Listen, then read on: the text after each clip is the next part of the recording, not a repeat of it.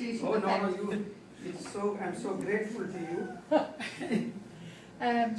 And I think it's been a bit of a thing with the day that because there's no break in between papers, there's not actually a time for discussion, makes it awkward. There is.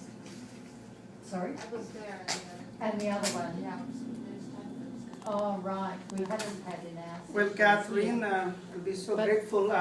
Actually, this is a research and progress, and if you find me a little jaded, a little tired, because my actually co-author is supposed to be here, and she happens to be in India now. Unfortunately, her mother is not well, so she decided last minute not to come. So I drove down. I said, I'll do it. Oh, But we already did something like, would you kindly write your name and an email address, if you don't mind, everybody. That way I can share whatever feedback you people have in the end. Well, this is actually, let me just introduce a little about us, the authors, quickly. I happen to study with a very well-known anarchist at Yale. His name is James Scott.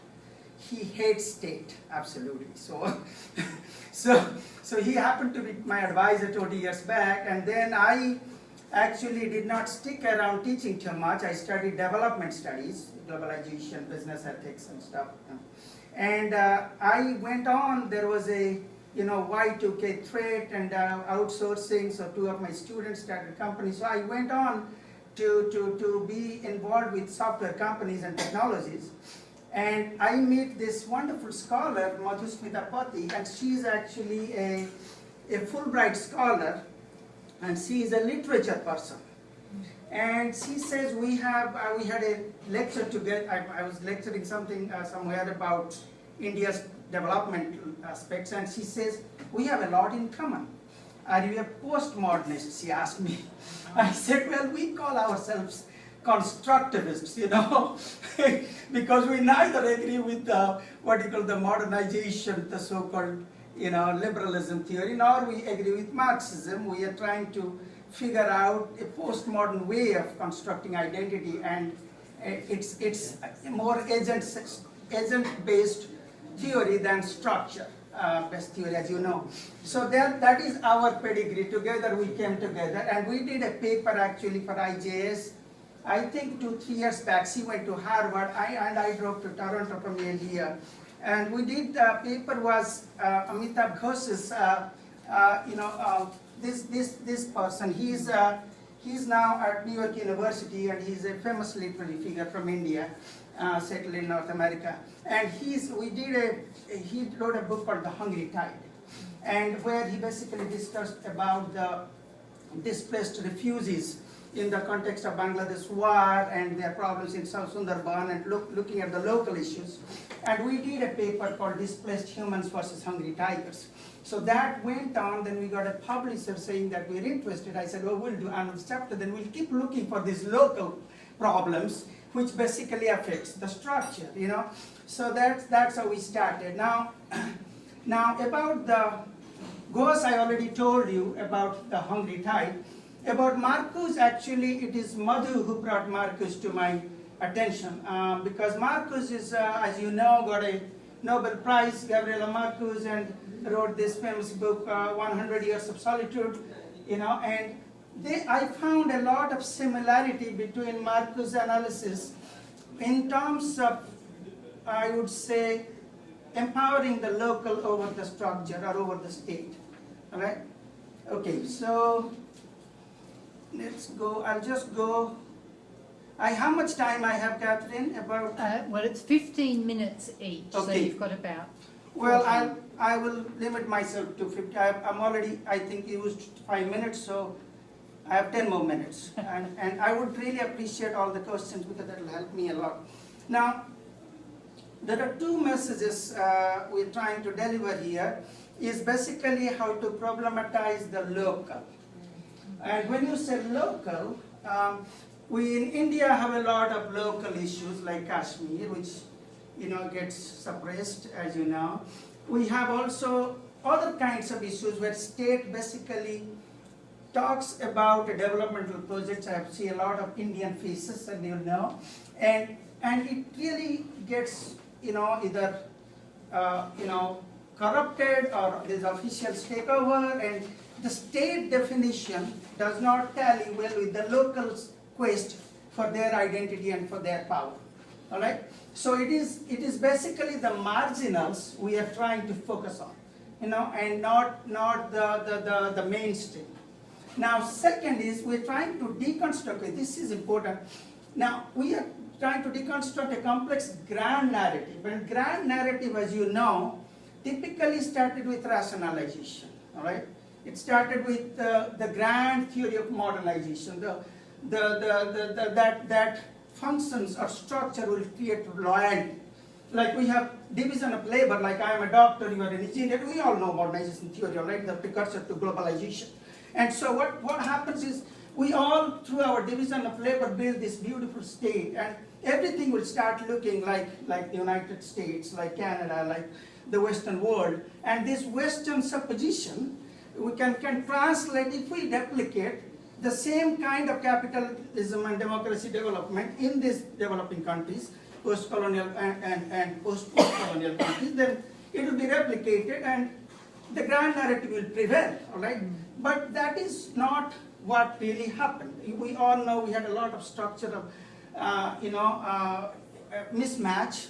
And the important thing I think for all of you is to remember here is the Weberian definition of sovereignty. That I think is important because this is a typical definition of sovereignty that went on from suzerainty. Suzerainty, as you all know, was the typical colonial times where everything came from whoever the colonizer was, the Britain or the France, or, and from US it was more neo-colonial, more imperial, as you know, more economics than political, but it was very similar kind of. But the important thing to remember here in the grand narrative, the state becomes the sovereign, meaning state is the ultimate weapon of violence over anything that happens within the state, the legitimation. All right? Am I making my point? The state is the legitimized authority. It has the most legitimate authority for use of weapons of violence against its citizens. We jump a stoplight, we're given a ticket, or we violate any law, we are going to come to the court. So the legitimacy being bestowed in the state becomes the powerful thing, and then state in turns does a lot of what you call give and take with the so-called imperial state or colonial state. And there is a surrogate relationship between the state, and that's why you call it international state. All right. So what I'm trying to drive at here, because of this grand narrative, it has pervaded the opinion, the policies, the thinking of World Bank and IMF that really makes the calls for the world capital. And that in turn translates into projects or whatever developmental things they want to do. Forgive me if you're from Africa or in Latin America or Asia, in developmental terms. So it is important to remember that we deconstruct this. When I say we deconstruct, we're using a kind of Wittgenstein, Foucaultian kind of paradigm to look at how grand narrative has been totally in total disarray, and why it is important for us to celebrate a little narrative, a local narrative. But in this local narrative, I want all of you to keep in your head Jean-Francois Lyotard, because it's a Lyotardian reading of Marquez and Ghosh. And Lyotard was typically a postmodern thinker, as some of you may know, a French literary famous philosopher. But Lyotard's thing was this, that how local can prevail over grand theory. I'll come to that as I go on, But that is why this is a Lyotardian reading. So the dilemmas, yes, the dilemmas, what I configure here is, let's say, for example, a dilemma in Ghosh's book. I'm jumping all around here so that you'll connect with what the theme that I'm trying to drive at the end. I have 5-10 minutes. So let's say climatologists, in terms of Ghosh's narrative, Amitabh Ghosh's book on Hungary, right? The climatologists will say that Sundarban, the tigers in the Sundarban in India have to be preserved, no matter what. So that is the narrative from the top, all right? It's a top-down narrative. And the imperial narrative, let's say Marquez, that banana plantation are good for the citizens, Macondo will be good, the imaginary state will be good, that we can, pretty much impose our way of these locals' welfare, all right? So there is a lot of dilemmas if you see. So one side we have this thing that climate is good, so we have to preserve the tigers. On the other side, you have the displaced humans who are living in the tiger space. So, all right, so whether you preserve the welfare or needs of what you call the refugees, or you want to really conserve the tigers, so you discard them. So these are the dilemmas, constant dilemmas between little narratives and grand narratives that goes over the two works from a Lyotardian perspective. This is the beautiful tiger. You see, I wish I had a picture. I was looking. This is the Sundarban tiger, which is it's a very pretty tiger. My Australian friend, the zookeeper, told me that it's the prettiest tiger, and how could you people be so inhuman? I said, no, it's not we people. The point is, these people have been, kind of forced to come to live in the what is called a tiger habitat, but it was not a tiger habitat when they started penetrating there, all right, as we come to the storyline a little. So just quickly touching it here, because this is the Sundar, this is where, you see, this is the Sundarban area, beautiful dense, area, and you see the Bangladesh and India. Let me tell you the story a little, then I'll tell you a little about Macondo, you can relate. Now, what happened is, we had the creation of Bangladesh in 1971, and all these refugees, started coming in when the West Pakistan, now Pakistan, was started suppressing, and they were forced to be, to be settled in very arid and remote places in India, where all the minerals and hilly places. These are all, basically fishermen. So you take all these fishermen, the state declares between the agreement between Bangladesh and India that we will put them in different arid islands far where there is no water. They're not used to it. These people are used to fishing and living. Okay, so you take these 3 million people, start putting, and they say, no, we are going to go to Sundarban, because that is next. So Sundarban got infested with all these fishermen or all these refugees, and then we had the problem of state clamping down on them, and with the aid from World Bank and all that. That story will come in the end, hopefully clear. Okay, so going to the location, you can skip this, the location. Okay, so now let me just tell a tiny bit about the Hungry Tide that you will relate, because see what happened. The two visitors to Hungry Tide, Kanalidat and Piali Rai, they are typical representative of this grand narrative. They are raised, they are educated that way, because this Piali comes from the West with this vision of tiger is the god, like how to preserve, this concept, which is good, the climate, as we can debate, and I'll be quick. And then the representative, the local representative is Fakir. I'll 5 minutes, I'll be quick. Okay, so then we can discuss, maybe that will be more fun, more questions. So Fakir is the local fisherman. So there is in the novel, you see this constant tension between Kanaidat kind of loves Piali, they don't talk, the novel goes on. Piali likes Fakir, who is a bloody poor fisherman, and it's a beautiful novel. If you read it, they show the tension, constant tension between these two narratives, the state grand narrative and local narrative. And if you go to the Buendesa family, the state, and Macondo, which is created by, by Marquez, in there also the Buendesa families, tensions between them is beautiful, because the state doesn't touch it. The Buendesa family or Macondo, the poor or the marginals, never participate in what actually state is about, or what the wealth is generated about. They're left out of it. So there is a constant problem, all right? I'll be quick, I have very little time. Catherine, thank you. Okay. That's all right. So, but this is important for all of us to keep in mind, along with Lyotard. Without, I must tell you the quick personal story. My mother, she had all this, you know, I'm an interfaith person, so she had Jesus Christ, she had an Indian God, and she had a picture of Sai Baba, which is old Sai Baba, you know, and that was her God. And I was bloody one idiot, young teenager, you know, I not read Wittgenstein then, so I go say, Mama, this stupid fellow is an idiot, he's not a God. You know, she says, you are insulting him. I said, I'm sorry, I'm telling you, you know, this is, I just read a book, God Man of India. He might be one of those, you know, does tricks. He said, this is not this Sai Baba, this is a God Sai Baba. This is really who did good to people. I said, oh, well, I insulted her. I didn't still agree with her. Years passed, I read Wittgenstein in college, you know. Then I called my mama. I said, Mama, all those years you forgive me. And you forgive me now. I really insulted you when I told you years back as a teenager. And it so much came alive to me, my personal life, when I was reading Wittgenstein.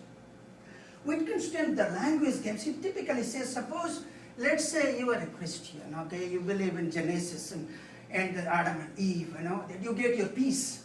And then there is an evolutionary theory, the Einsteinian, you know, who is the Darwinian who believes in evolution.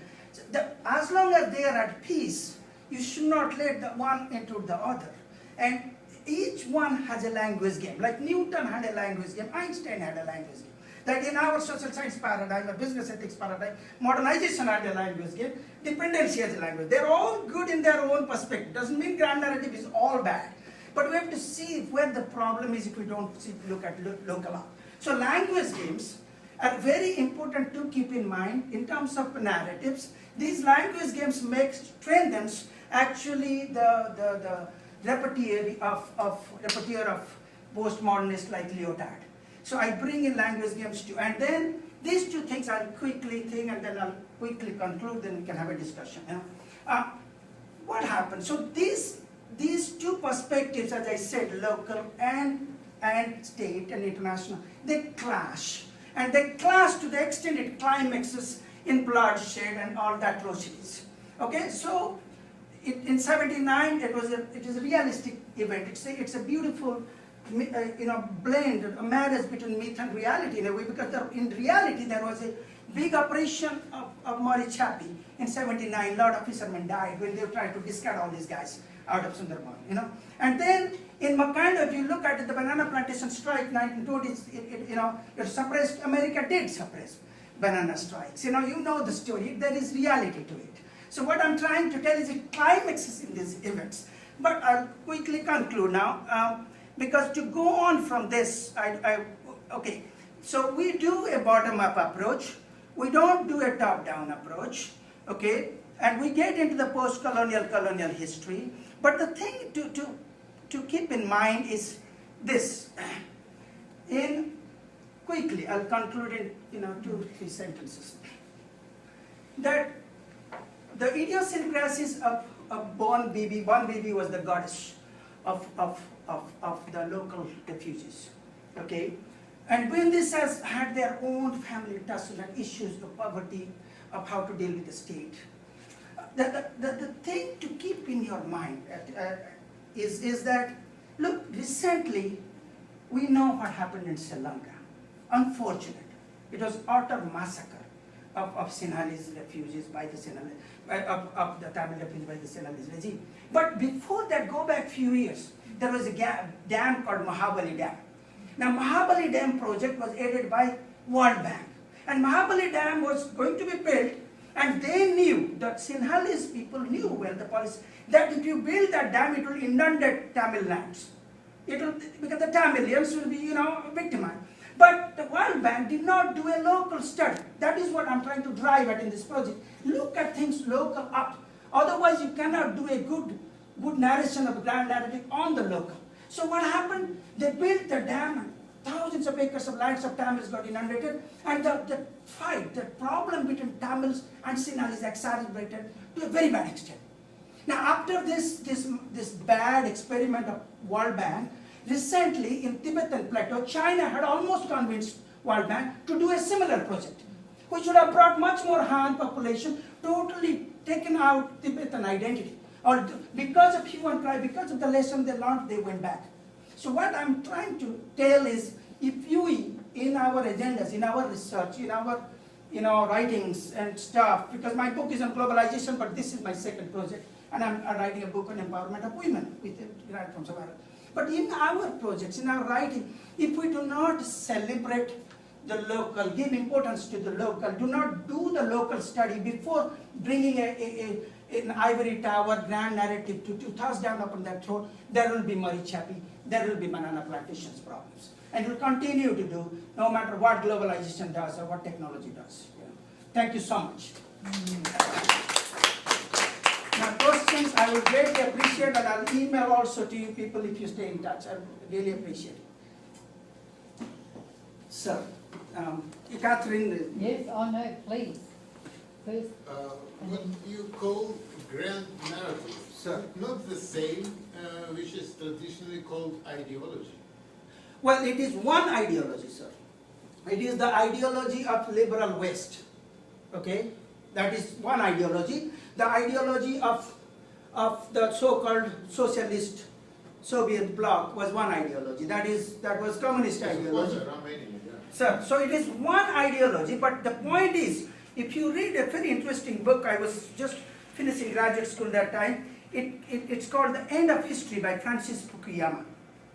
It's a very good book. It's a Japanese-American scholar who is at Johns Hopkins University. Wrote a wonderful book when in '89 the wall fell down. That this is it. History ends here. The ideology of capitalism and waste has won, and it will win everywhere. And it is true. They're becoming democratic. But the point is, we are not doing. We are looking at it from the way it happened in West, and hoping that it will be repeated the same way our burden, what is so-called white man's burden, will be to take this ideology and plant and transplant there. I was telling Condoleezza Rice was my teacher, She took me from Harvard to Berkeley, and Stanford. And she wrote to us, she said, are we going to war in Iraq? I said, Condi, this will be 10 times bigger than Vietnam. She asked all the 5 students who were in touch with. But what they did, they went to Iraq. Now, they're telling, why aren't you going to Syria? The point is, Iraq is Syria, very similar situation. You don't know the local things. You discard one regime, another regime. They don't have democratic experiment. You have to let them come from within. Help, support. But they have to be from within, from local. They have to, you know what I'm saying? That is my, and that ideology, sir, to say that the ideology of the West, end of history, is wrong. As much as class of civilization is also wrong. That is the other extreme. Samuel Huntington was one of my teachers. He says, the Hindus, Muslims will clash, but Muslims class, Shias, Sunnis slaughter each other. Those are the issues that get under. When you have these grand narratives, this is one grand narrative, one ideology of Francis Fukuyama, then there is ideology of Samuel Huntington. You can, these are all grand narratives. It doesn't work. That's what I'm saying. We have to keep bringing this local problems so that the grand narratives get dismantled and our postmodern constructive identity gets more, prominent and more realistic. I'll say, sorry, sir, I think you have. I'd like to, can I engage 2 people at the same time? Yes. I think so. Because I'd like to make a critique of what you said. Because I think personally, the whole distinction between local and grand narrative, I don't know where, it's not clear what you mean by grand narrative in many cases, right? Okay, I'll explain again. Yeah. But I get what you're saying. Yeah. I think the one problem I have with this whole thing of the distinction between, let's say, your local and universal, if you like. So actually, this distinction should be better, universal and particular. To me, that's more. Say that. Sorry. A better distinction is universal and particular, right? Between a grand narrative and a local narrative, right? Okay. Because I think then it becomes confusing. Got you. Okay. And what I think the problem is that people who talk about grand narratives and end of grand narratives and the end of history or whatever, have lost sight of, let's say, I think it goes all the way back to the dialectic, actually, right? Okay. Is that to start with, the dialectical position was that there were moments. Say that again? There were separate moments, right? There were Moments? distinct moments. Moments. Right, between one phenomenon and another and another and another. Okay. That added up to a total whole, but that total whole wasn't a sutured whole, right? Right. There were gaps and spaces, Right, right. which meant that different aspects of that whole had reciprocal effects on that whole. And I think, to me, that some of what you're saying has that element in it, Mhm. but then some of it is the insistence on Lyotardian, for example. Lyotard. Lyotardian. Lyotard, John Yeah, Francois Lyotard. yeah, Yes. Lyotardian. Yeah. To me becomes a bit of a problem in the sense that it's sort of like, then it separates one moment out as the most important. Uh-huh. And I think the position of the grand, I think, I got think you. doing it as a dialectical process is more crucial, I think. So let's sort of go to the religious part. I think what was interesting there, sorry, Please, I that way I can Yeah. relate to all. I missed it. I'm sorry. I'll Apologize. stop. Yeah, I just yeah. want to gauge, what you're saying was very interesting because about religion and the state in Nigeria, because actually the funny thing is that Toronto, Canada Uh-huh. in particular, Toronto as far as I know it, right, the Catholic Church gets favor in terms of state funding more than other religious groups, right? And it's sort of like taken as for granted that the Catholic Church will be funded more than any others. And there's been some tension around that, right? But what I'm saying is that we mustn't assume, I'm just saying, because you know when we read people like John Rawls and so forth and so on, Uh-huh. one of the things we mustn't assume that their notion of democracy or plurality is the only one. In fact, there are, and I think one of the things, of course, is that about religion is that people, you know, it's not about like where they say, you know, religion shouldn't be part of the dialogue of what a future society should be. I think that's just kind of crazy because it's like it has to be. You can't change the world if you don't take into account what people in the Middle East think, except saying, oh, they're terrorists and they hate us and so forth and so on. That's not the way forward. The way forward is that you have to have that dialogue, and that should be a starting point. And maybe just. Could I take quickly on that? Did you want Catherine to? No, please. No?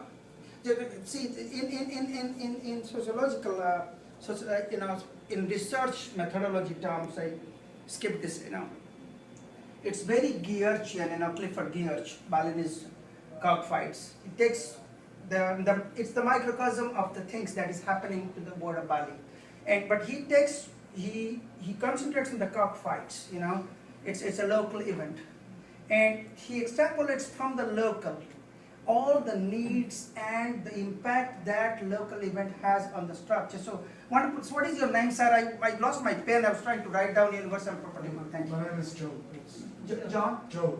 Joe, would you email me, please? Yeah, I've got Yeah, Joe, okay. So the universal in particular, the thing is in our research paradigm, both in business school and, you know, because I'll be coming June 10th also for an international business research conference for my company, it was in technology, impact of technology on the poor people's different thing. But I'm constantly dealing with one thing, that modernization, globalization, grand, universal that you are calling, is what it is building. What it is saying that a structure creates functions and that creates loyalty. I'll give you a small example from my book. For example, the American melting pot.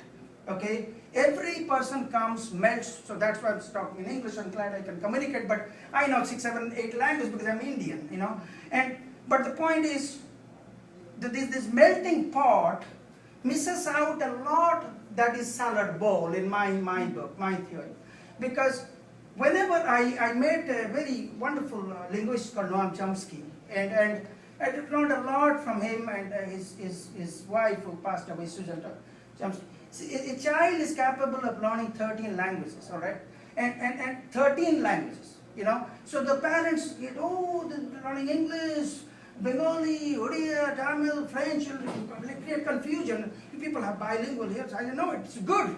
Because I did a study of San Francisco School Education Board, you know, of students, 400 students, whose parents absolutely insisted on just one language, English, period. Okay? Then the parents who led the 400 other kids were learning either one other language, either Spanish or not Ebonics, for heaven's sake, I have issues with that, but Spanish or French or Odia or Sanskrit or Hindi, one language, all right? Now the score, over the 4 years my study, the mathematics and the music score of the children who were doing 2 languages or more went up. Whereas the children who were in a melting pot, a single language, what it does is, I learned from Chomsky's, that we have 2 creative parts in the brain, the qualitative and the quantitative aspects. And language, language game, it caters to both the qualitative and quantitative. So your problem solving skill is different. So I said, if George Bush Jr. knew one other language, he perhaps would not have sent American troops to Iraq. His problem solving skill, his ways of looking at things would have been different. He would not have given into the war cabinet. Where Condoleezza, I basically stand where I sit. I can help the war cabinet taking the decision. Cheney, Rami, and what the other guy, Olpovich. So what I'm telling you, these grand decisions are taken because of the inadequacy of the things that have gone into making this grand narrative. When you call something universal, see, you can call, when the Cold War, before Cold War ended, you can call the world of United States as one universal world. You can call the world of Soviet Union as a universal world. But both, they agreed, as one grand narrative.